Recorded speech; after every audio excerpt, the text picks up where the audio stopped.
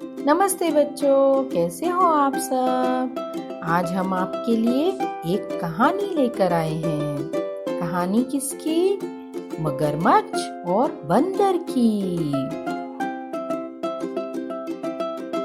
बहुत समय पहले गंगा नदी के किनारे एक चालाक बंदर रहता था।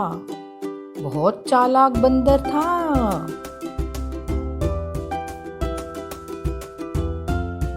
उसी नदी में दूसरे किनारे पर एक मगरमच्छ भी अपनी पत्नी के साथ रहता था। एक दिन मगरमच्छ की पत्नी बहुत बीमार हो गई।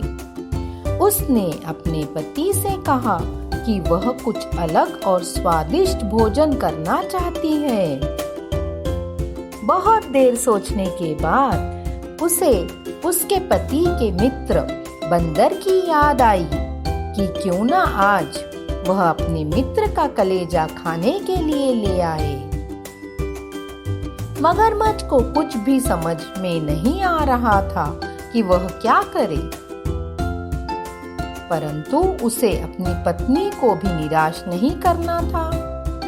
ऐसा सोचकर मगरमच्छ अपने मित्र बंदर से मिलने नदी के उस पार गया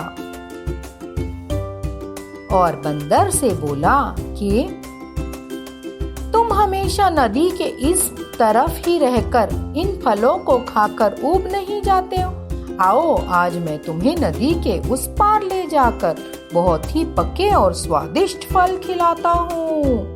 बंदर ने कहा कि यह नदी बहुत ही बड़ी है, मैं कैसे उस पार जा पाऊंगा।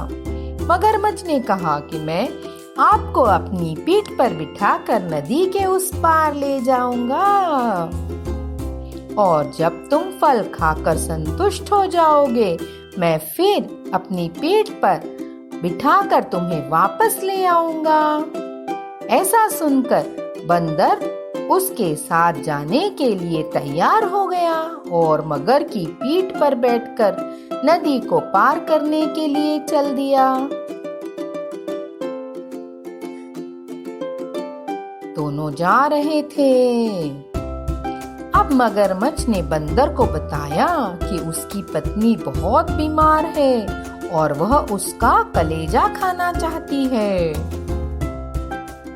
ऐसा सुनकर बंदर के होश उड़ गए। उसे लगा कि उसने मगरमच्छ पर विश्वास करके बहुत बड़ी गलती कर दी है। बंदर ने बच निकलने के लिए एक तरीका सोचा। बंदर ने मगरमच्छ से कहा, तो तुमने यह बात मुझे पहले क्यों नहीं बताई?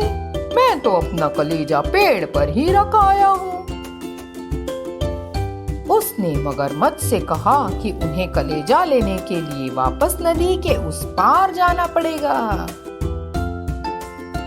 ऐसा सुनकर मगरमच्छ बंदर को लेकर वापस पेड़ के किनारे चल पड़ा। देखा बच्चों, बंदर कितना होशियार है। जैसे ही बंदर पेड़ के ऊपर गया उसने मगरमच्छ से कहा कि हे मगर, आपका शरीर जरूर बहुत बड़ा है परंतु आपके पास दिमाग नहीं है। अब मगर को समझ में आया कि बंदर तो उसे ही बेवकूफ बनाकर बच निकला और उस दिन मगर को खाली हाथ घर वापस जाना पड़ा।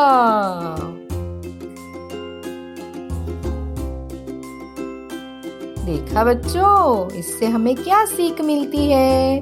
बुद्धिमत्ता से काम लेकर हम बड़े से बड़ी मुसीबत से बाहर निकल सकते हैं।